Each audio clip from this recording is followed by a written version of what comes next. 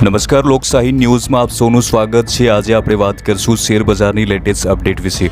મિત્રો ગઈકાલે એટલે કે 19 માર્ચની વાત કરીએ તો ભારતીય શેર બજારમાં થોડી રાહતની લહેર જોવા મળી હતી। નિફ્ટીની વાત કરીએ તો 22,900થી ઉપર ક્લોઝ થયું હતું। દિવસના અંતે સેન્સેક્સ 147.79 પોઈન્ટ એટલે કે 0.20% ઉછળીને 75,449.05 પર પહોંચી ગયું હતું। જ્યારે નિફ્ટીની વાત કરીએ તો 73.30 પોઈન્ટ એટલે કે 0.32% વધીને 22,907.60 પર ક્લોઝ થયું હતું। આજે પણ સારું એવું પરફોર્મન્સ જોવા મળી શકે છે।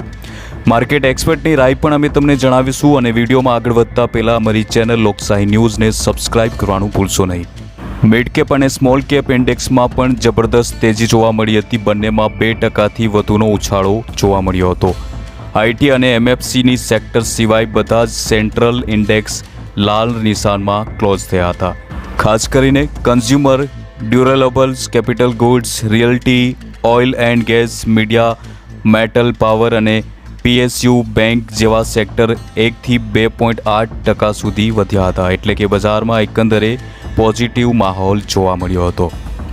ચલો હવે તમને જણાવી દે કે ટોપ ગેનર્સ અને ટોપ લૂઝર કઈ કંપનીઓ રહી છે। નિફ્ટી પર Shriram finance, HDFC life, Apollo hospital, Tata steel અને પાવર ગ્રીડ કોર્પોરેટ જબરદસ્ત પરફોર્મન્સ કર્યું હતું।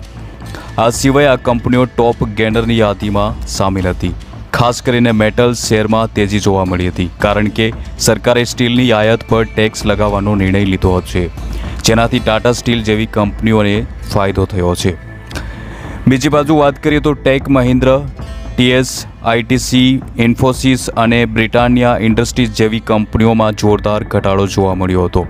હવે તમને માર્કેટ એક્સપર્ટની રાય વિશે પણ જણાવી દઈએ તો જીઓજીત ફાઇનાન્શિયલ સર્વિસના વિનોદ નાયર કહે છે કે ઘરેલું બજારમાં થોડીક તેજી જોવા મળી શકે છે અને તાજેતરના કરેક્શન બાદ વેલ્યુએશન સારું થયું છે, પરંતુ હાલ રાહત રેલી લાંબી ચાલી શકે છે, પરંતુ આર્થિક સ્થિતિમાં સુધાર પર નિર્ભર કરે છે। આજે યુએસ ફેડની નીતિ અને ટિપ્પણીઓ પર રોકાણકારોની નજર રહેશે કારણ કે તેનાથી વ્યાજદરો પર અમેરિકાનું વલણ સ્પષ્ટ થશે કે આજે નિફ્ટી 23,000ની નજીક પહોંચે તેવી પણ શક્યતાઓ છે।